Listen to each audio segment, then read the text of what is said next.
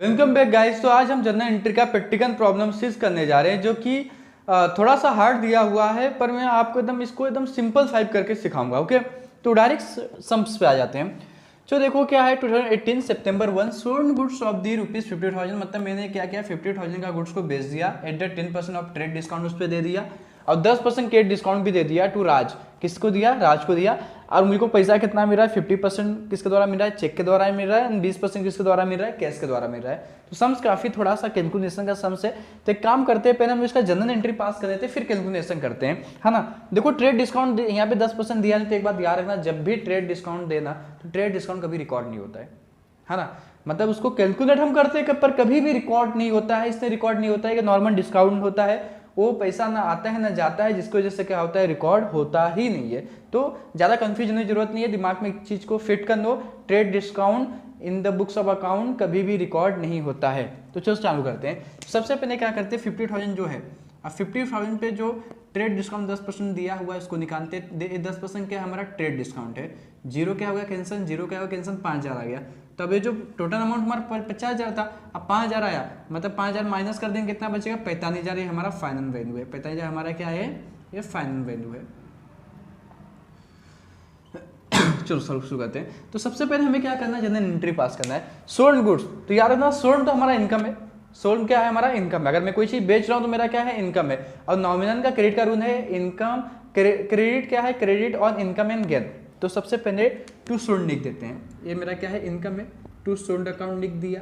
कितने से sold account हो रहा है? 45,000 से हो रहा है। कितने से हो रहा है? 45,000, वो भी मैंने लिख दिया। ओके, अब देखो क्या बोलना, ट्रेड डिस्काउंट मतलब ये तो हमने निकाल लिए हैं। 10% कैश डिस्काउंट, इसका यूज तब होगा जब हम कैश देंगे। अभी तक कैश डिफाइन नहीं किया गया है, तो बच्चे लोग क्या मिस्टेक करते हैं, पहले कैश डिस्काउंट निकाल देते हैं, जिसकी वजह से सम स्ट्रॉन्ग हो जाता है। तो दोस्तों आप ये गलती मत करना।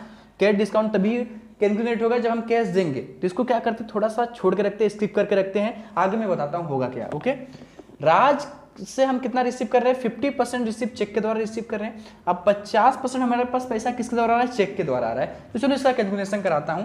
अब 50% चेक के द्वारा आ रहा है, तो सबसे पहले बैंक अकाउंट डेबिट हो जाएगा। मतलब चेक मतलब बैंक के द्वारा आ रहा है ना। तो बैंक अकाउंट आपका डेबिट हो गया, लिख देता हूँ, फिर कैलकुलेट करता हूँ। ओके, एंड 20% क्या हो रहा है? कैश के द्वारा हो रहा है।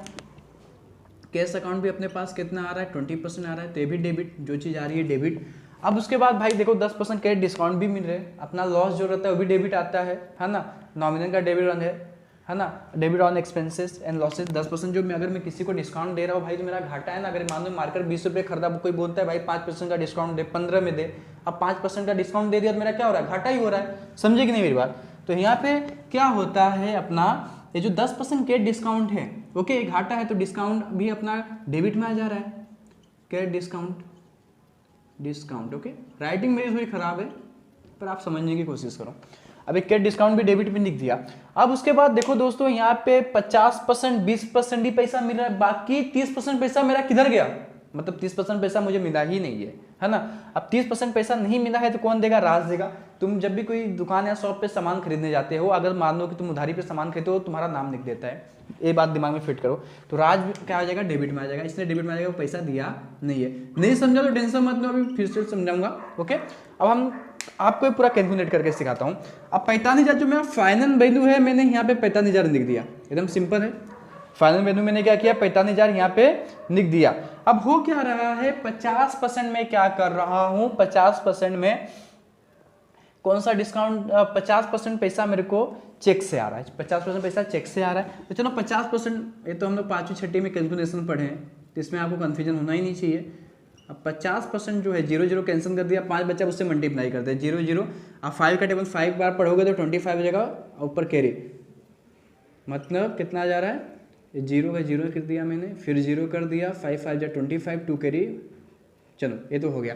मतलब हमारा जो है ये जो 50% है कितना है? 22,500। मतलब 22,500 हम उसको बैंक के द्वारा दे रहे हैं, मतलब कैश दे रहे हैं। अब जैसा कि मैं आपको बताया कि ये जो पैसा हम दे रहे हैं उस पर 10% कैश डिस्काउंट निकालना मैंडेटरी है, क्योंकि जो पैसा हम दे रहे हैं उसके ऊपर कैश डिस्काउंट निकालना है। जो 10% इसके ऊपर कैश डिस्काउंट भी इसी समय निकाल देता हूँ। ये तो हमारा बैंक का पैसा है। अब इस पर 10% कैश डिस्काउंट भी निकाल देते हैं। यहाँ पे चाहिए तो कैश डिस्काउंट, ऐसा आप शॉर्ट फॉर्म में लिख सकते हो। वर्किंग नोट से पूरा लिखने की आवश्यकता नहीं है। ओके, तो कितना आ जा रहा है, अगर हम कैश डिस्काउंट निकाल रहे हैं तो हमारा आ जा रहा है, एक जीरो कैंसिल हो जा रहा है, एक कितना आ जा रहा है 2250 आ जा रहा है। ये हमारा क्या है, कैश डिस्काउंट है, क्या है, कैश डिस्काउंट। ओके, अब सेम हमें क्या करना है, 20% हम पैसा किसके द्वारा दे रहे हैं, कैश के द्वारा दे रहे हैं, कितना परसेंट, 20%। अब वो भी सेम 45,000 पे निकालना है।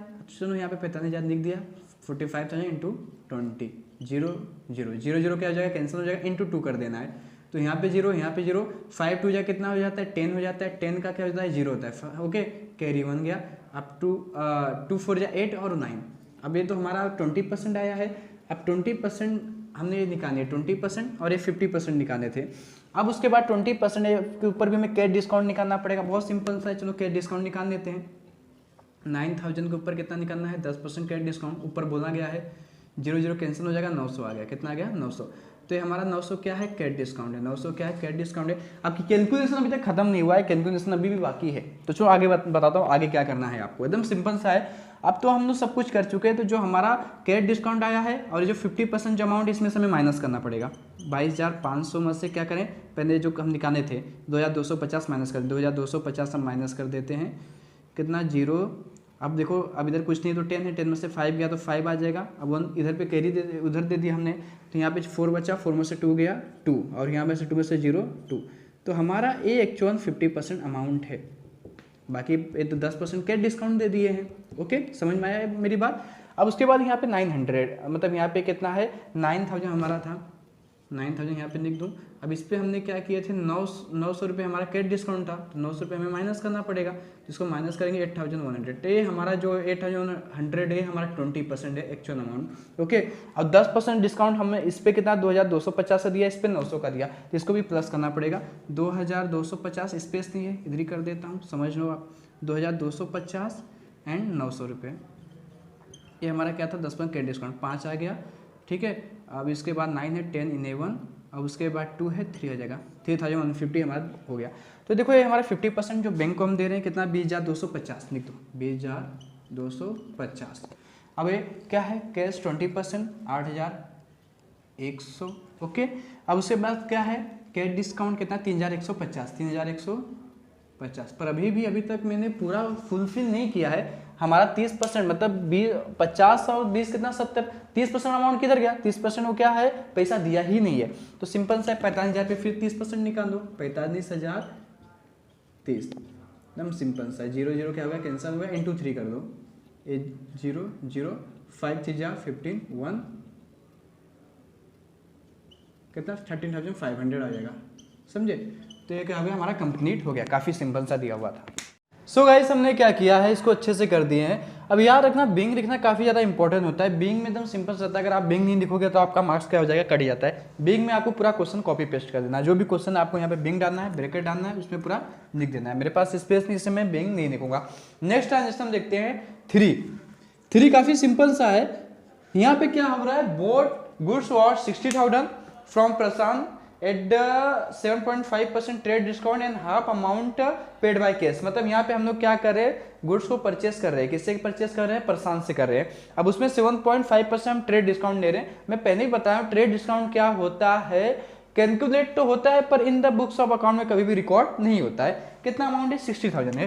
तो 60,000 जो आपका अमाउंट यहाँ पे गिवन है, उस पर हमें क्या करना है, 7.5% हमें ट्रेड डिस्काउंट निकालना है। अब पॉइंट हटाने के लिए क्या करना पड़ेगा, हमें जो करके दिखाता हूँ। अब पॉइंट हटाने के लिए 75 लिख दिया, नीचे एक 0 क्या कर दिया मैंने, बढ़ा दिया, 3030 क्या हो गया, कैंसिल हो गया, इंटू क्या करता हूँ, 75 करना पड़ेगा, 0 5 6 का कितना हो जाता है, 30 हो जाता है, फिर इंटू ये 0। अब इसका 7 का पढ़ा 6 पढ़ो, 7 के 7 14 7 35 7 6 का 42 42 आ जाएगा आपका। यहाँ पे 0 0 और यहाँ पे कितना हो जाएगा, 3 2 5 और 4,500 हमने ट्रेड डिस्काउंट निकालना है। अब 60,000 में से 4,500 में क्या करना है, माइनस कर देना है। तो सीधे सीधे कितना आ जाएगा, 55,500 के आ जाएगा अमाउंट। ओके, तो चलो करते हैं परचेस अकाउंट। हमने परचेस किया, परचेस अकाउंट डेबिट लिख देता हूँ। परचेस हमेशा डेबिट में होता है कि परचेस हमारा क्या है, एक्सपेंस है, बहुत बार बता चुका हूँ, रिपीट ना करना पड़े बार बार। 55,500 डेबिट में आ गया। ओके, अब 2 क्या हो रहा है, अब पैसा तो मैंने पे कर रहा हूँ, half amount paid by cash, मतलब कैश पे कर रहा हूँ पर हाफ अमाउंट। अब 55,500 का हाफ अमाउंट कितना होता है? 27,750 होता है, 27,750 हाफ अमाउंट होता है।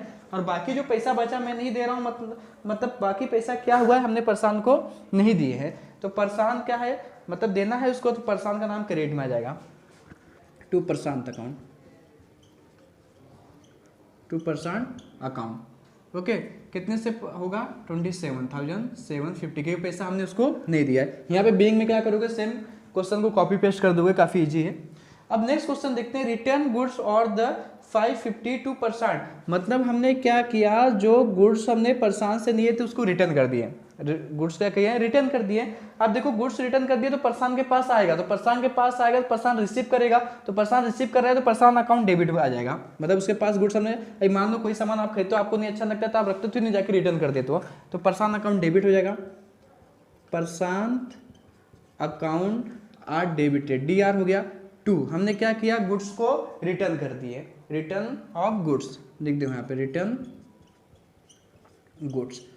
कितने का गुड्स हमने रिटर्न किया है? एकदम सिंपल सा है, 550 का लिख दो यहाँ पे, 550 एंड 550। ट्रांजेक्शन क्या हुआ? कंप्लीट हुआ अपना।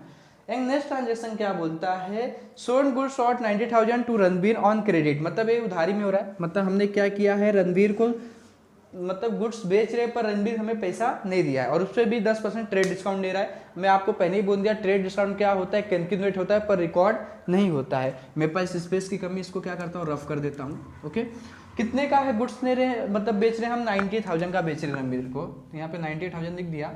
अब कितने परसेंट का हम ट्रेड डिस्काउंट दे रहे हैं रणबीर को? 10%, तो 10% भी कैलकुलेट करते हैं। 10 अपॉइंट क्या हो जाएगा, 100 हो जाएगा, 0 क्या हो गया, कैंसल, सीधे सीधे 9,000 आ गया। अब 90,000 में से अगर आप 9,000 माइनस करोगे तो दोस्तों आपका आ जाएगा 81,000 आपका आ जाएगा। ठीक है, तो काफ़ी सिंपल सा है, ज़्यादा कुछ हार्ड इसमें है नहीं।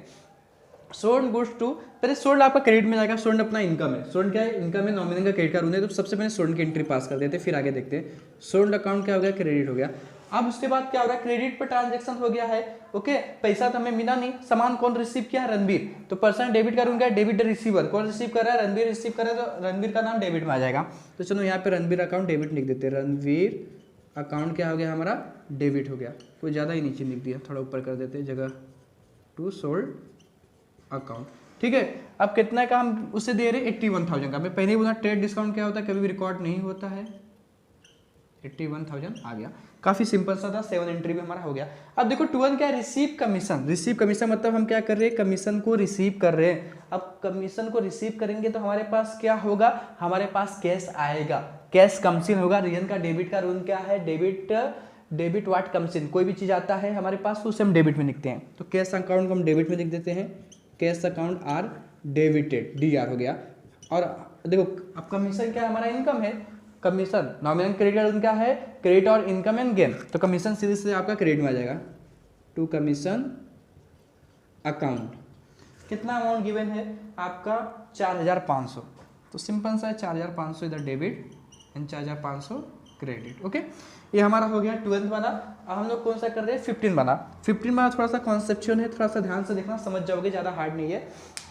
क्या बोला है, receive cheque of the 80,000 from the Ranbir in the full settlement for his account. मतलब हम लोग क्या कर रहे हैं, 80,000 रुपये हमें आ रहा है। मतलब एक्चुअल में जो ये देखो रणबीर, मतलब रणबीर हमसे उधारी में लेके गया था, रणबीर से 81,000 हुआ था, पर क्या हो रहा है, हम 80,000 दे रहे हैं, बाकी 1,000 वो हमें नहीं दे रहा है, तो 1,000 के क्या हो गया, हमें घाटा हो गया। और घाटा हो गया, हमने उसको डिस्काउंट दे दिया, और डिस्काउंट हमेशा डेबिट में आता है, इसलिए डेबिट में आता है क्योंकि हमारा लॉस है, क्या है, लॉस है। तो चलो करके दिखाता हूँ, एकदम सिंपल सा है। हमने क्या किया, रिसीव चेक 80,000 फ्रॉम रणबीर, है ना, in full settlement for his account, मतलब चेक आ रहा है, क्या आ रहा है, चेक आ रहा है। तो चलो सिंपल सा करते हैं, चेक आ रहा है मतलब बैंक में पैसा हमारे आ रहा है, कहाँ पे आ रहा है, तो बैंक अकाउंट क्या हो जाएगा, हमारा डेबिट हो जाएगा। तो लिख देता हूँ बैंक अकाउंट आर डेबिटेड। कितना आ रहा है हमारे पास पैसा, 80,000 रुपये आ रहा है, आना था 81,000, अब 1,000 नहीं आया, मतलब वो हमने डिस्काउंट दे दिया, डिस्काउंट हमारा लॉस हो गया। क्या हो गया, लॉस हमेशा डेबिट में ही आता है, तो यहाँ पे लिख दो डिस्काउंट। हमने क्या दे दिया, 1,000 का, उससे कैश डिस्काउंट दे दिए रहेंगे 1,000, है ना। कौन पैसा हमें दे रहा है, रणवीर दे रहा है, क्रेडिट गिवर, रणवीर अकाउंट। कितना आ जाएगा यहाँ पे, 81,000 आ जाएगा। Okay, even a purchase computer worth ₹80,000 from Reliance company by the cheque at the 28% GST। काफ़ी सिंपल है। हम लोग क्या कर रहे हैं कि परचेस कर रहे हैं कंप्यूटर, 80,000 का परचेस कर रहे हैं। चलो लिख करके दिखाता हूँ आपको, बोलने का मतलब नहीं है, बोलने से कुछ होता नहीं है। ओके, तो परचेस हमारा एक्सपेंस है, तो परचेस हमारा डेबिट में आ जाएगा। परचेस अकाउंट क्या हो गया, DR। कितने से परचेस हमारा हो रहा है आपका कंप्यूटर, 80,000 से हो रहा है परचेस कंप्यूटर। दोस्तों अब परचेस कंप्यूटर दिया है तो चाहिए तो आप डायरेक्ट कंप्यूटर लिख दोगे तो भी चलेगा। चलो मैं यहाँ पे परचेस कंप्यूटर अकाउंट लिखता हूँ, ठीक है। कितने से परचेस में कर रहा हूँ, 80,000 रुपये से परचेस कर रहा हूँ। चलो डेबिट में लिख देता हूँ, 80,000 रुपये लिख दिया मैंने। ओके, अब जो इस पर कितना 28% GST बोला है, GST निकालना मैं आपको ऑलरेडी सिखा चुका हूँ। 28% GST जो है, अब 28% GST जो हमें निकालना है तो इसका हाफ क्या होगा 14, और इसका भी हाफ होगा 14। तो हम 80,000 पे निकालेंगे। कितने निकालेंगे, 80,000 पे 14% निकाल देंगे। तो जब आप निकालोगे तो 0 0 कैंसिल हो जाएगा, फिर 14 से क्या कर रहे हैं मल्टीप्लाई कर देंगे, तो अमाउंट अपना कितना आ जाएगा, 11,200 रुपये आ जाएगा। कितना आ जाएगा, उतना करने का टाइम नहीं, फटाफट करते हैं, नहीं तो टाइम वेस्ट हो जाता है। 11,200 हमारा आ गया। तो ये क्या है हमारा 14% है। और 14% दूसरी बार क्यों निकालूँ, लिख देता हूँ। इनपुट क्या लिखूँ, इनपुट CGST अकाउंट डेबिटेड। कितने से डेबिट हो रहा है, 11,200 से, लिख दिया। Input air GST account debited कितने से हो रहा है, 11,200 से। टू क्या हो रहा है हमारे मेरे बैंक से पैसा जा रहा है। देखो यहाँ लिखा ना पेड बाय चेक, तो बैंक से जाएगा। क्रेडिट द गिवर, तो कितना हम पे कर रहे हैं, 1,02,400, इतना पैसा हम उसको पे कर रहे हैं। प्लस करोगे तो आ जाएगा, बैंक लिख दो। बैंक में लिखूंगा नहीं, पहले बता चुका, मेरे पास स्पेस नहीं है। अब क्या है 22 क्या है, वेजेस पेड, वेजेस पेड। अब यहाँ पे वेजेस हमारा पेड हो रहा है। कौन सा एंट्री ये है हमारा 22। वेजेस क्या अपना एक्सपेंस, एक्सपेंस कभी भी डेबिट में आता है। अभी मान लो मेरे वर्कर लोगों ने अगर मैं सैलरी दे रहा हूँ वेजेस से, है ना, तो वेजेस अकाउंट डेबिट हो गया, खर्चा है अपना, वेजेस अकाउंट डेबिट। उसके बाद में क्या जाएगा, कैश जाएगा, टू कैश अकाउंट। कितना कैश जा रहा है हमारा, 13,000। तो यहाँ पे डेबिट में 13,000 एंड क्रेडिट में 13,000, सिंपल सा है। अब उसके बाद 23 देखते हैं। 23 भी काफ़ी सिंपल सा है, paid for life insurance premium. अब देखो लाइफ इंश्योरेंस प्रीमियम ये पर्सन चीज़ है। अभी मैं इंश्योरेंस भर रहा हूँ, जो भी भरूँ, अब बिजनेस का पैसा लेके खुद के नहीं भरूंगा तो क्या हमारा ड्राइंग है, और ड्राइंग हमेशा डेबिट में आता है। दिमाग में इस बात को फिट कर दो, ड्राइंग कहाँ पे आता है, डेबिट में आता है। तो ड्राइंग अकाउंट आर डेबिटेड।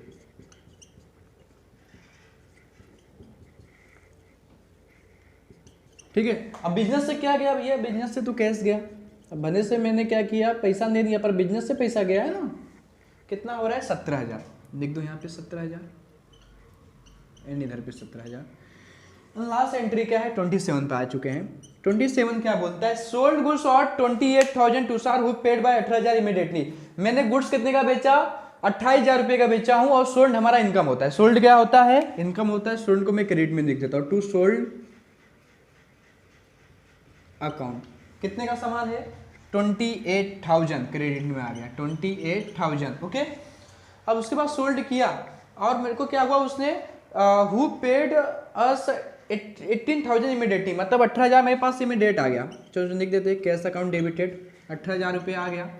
अब भाई जो 18,000 आ गया, बाकी भी 10,000 नहीं है, 10,000 मतलब बाकी है तुषार से लेना, तो तुषार का डेबिट में नाम आ जाएगा। तुषार अकाउंट क्या हो जाएगा, डेबिट। कितना बाकी है, 10,000। एंड लास्ट में हमें टोटल करना है। टोटल तो कोई बच्चा भी कर देगा भाई, इसका टोटल में ज़्यादा कुछ हार्ड नहीं है ना। मतलब टोटल करने में 4,27,950 के आसपास आएगा, 42,7,950। ये आप कर लेना, एकदम सिंपल सा है। ठीक है। इसी के साथ हमने प्रैक्टिकल प्रॉब्लम 6 कर लिया। अब हम मिलेंगे प्रैक्टिकल प्रॉब्लम 7 में।